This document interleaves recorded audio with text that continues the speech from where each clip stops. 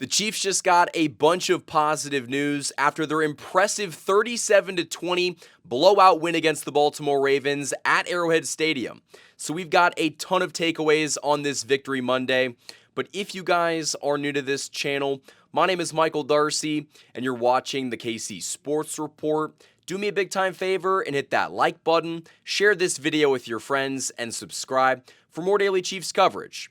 I first want to start off this video by reading off this stat from Jesse Newell of The Athletic. The Chiefs offense has scored on 54% of its drives this year per True Media Sports. That's third best in the NFL behind the Colts and the Bills.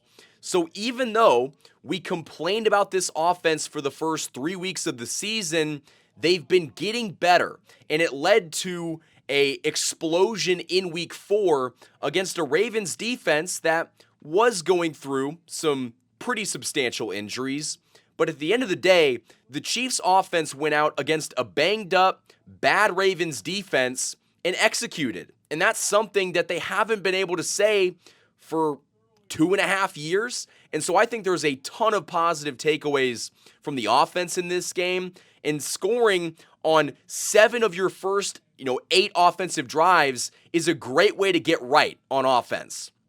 The Chiefs, went down the field and scored on 7 of their first 8 offensive drives. The only miss was Harrison Butker missing that 56-yard field goal. So if he makes that, they go a perfect 8 of 8 to start this game against Baltimore. So I think the offense was unbelievable, and it's going to be hard to replicate that going forward.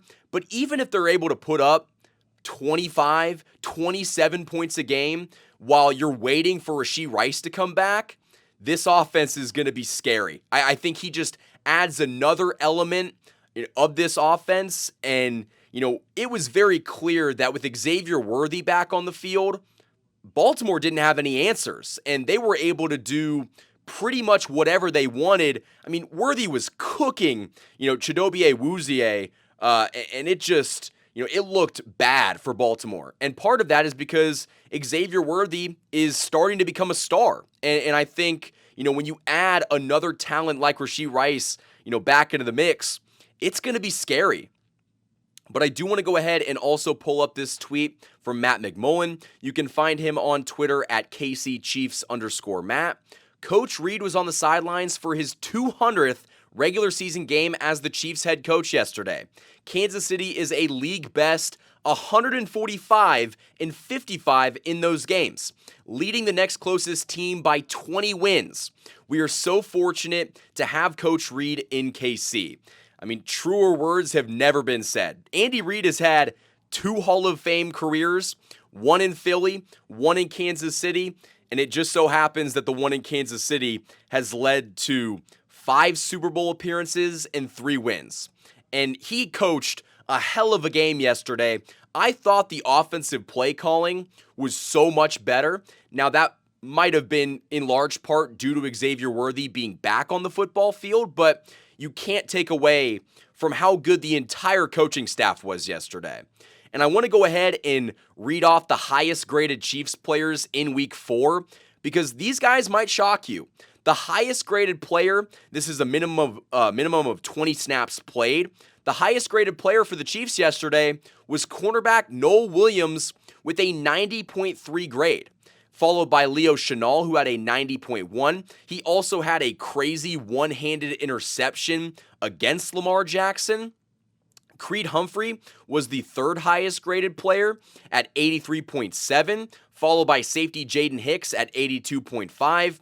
Xavier Worthy comes in at the 5th spot with 81 overall grade, and then defensive end George Karlaftis was the 6th highest graded player with a 75.5% grade. So the Chiefs got great production from Noel Williams, and it's crazy to see him continuing to get better every week. And without Christian Fulton, the guy you brought in this offseason to be a mainstay on this defense, he hasn't been able to stay healthy.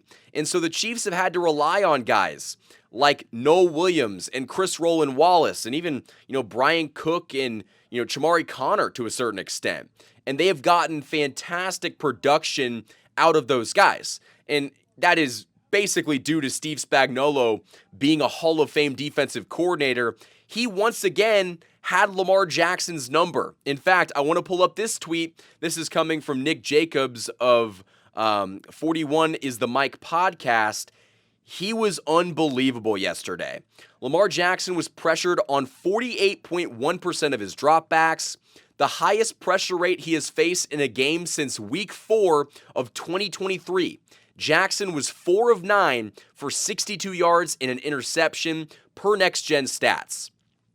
Steve Spagnuolo, man, he knows exactly how to beat Lamar Jackson, and the key to it is pressuring him, blitzing him on half of his dropbacks, and that's why he was so frazzled. He was stressed out back there, and it led to him making a lot of mistakes. He had a costly interception. They fumbled the football as well.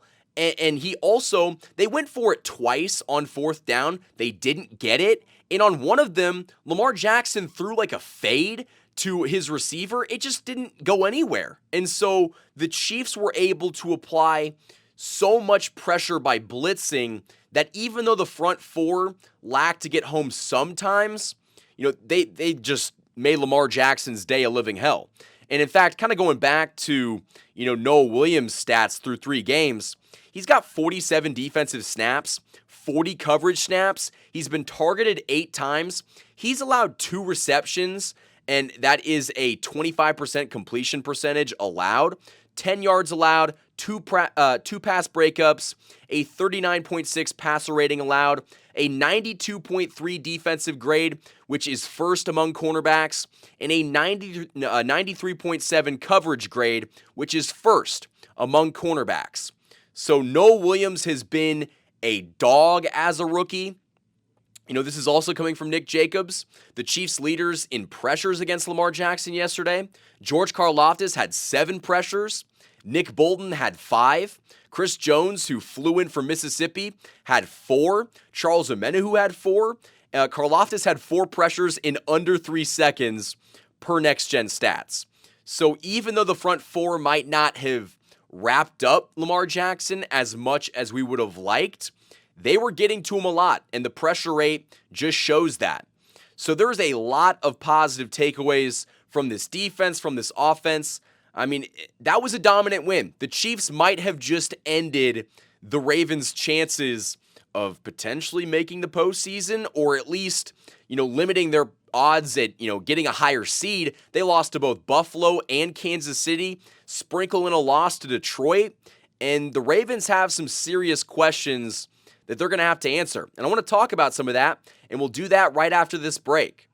This video is sponsored by my friends over at DM Injury Law. Injured in an accident, you could be entitled to significant compensation, but time is critical.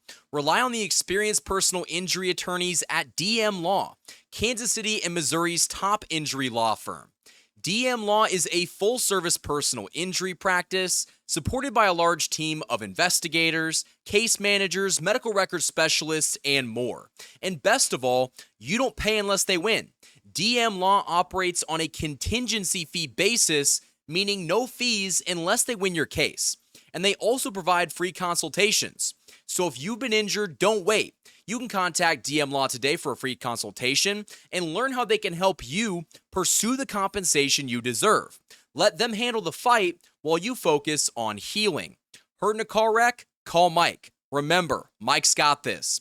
The choice of a lawyer is an important decision and should not be based solely upon advertisement. Thanks to DM Injury Law for sponsoring this video. Huge thanks to the sponsors that have supported me and this channel all offseason long. Now, I don't want to say that the Ravens are done because their division is very hit or miss. The Steelers right now lead that division, but how much can you trust in a 40-something Aaron Rodgers to stay healthy and stay competitive throughout the season? I think there's questions surrounding that. The Bengals don't have their starting quarterback in Joe Burrow, who, had a turf toe injury. He's out till like mid-December.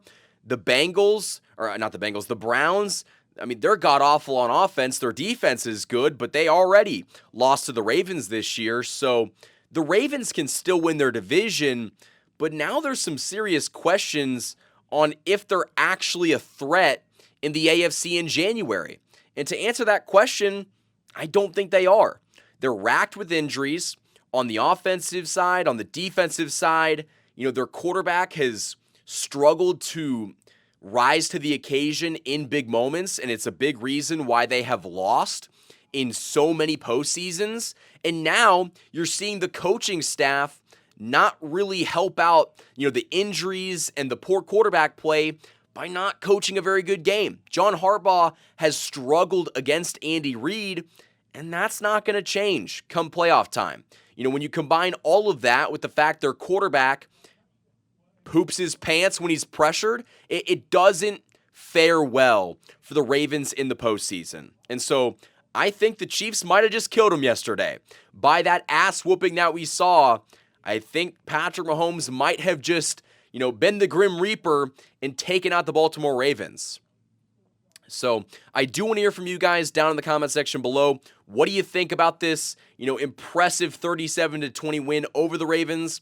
How are you feeling on this Victory Monday? I'm still high off of yesterday. That was an insane win and maybe the best Chiefs game we've seen in a couple of seasons. So drop your take down in the comment section below. Hit that like button, subscribe for more daily Chiefs content. Until next time, guys, thank you for watching this video. And as always, go Chiefs.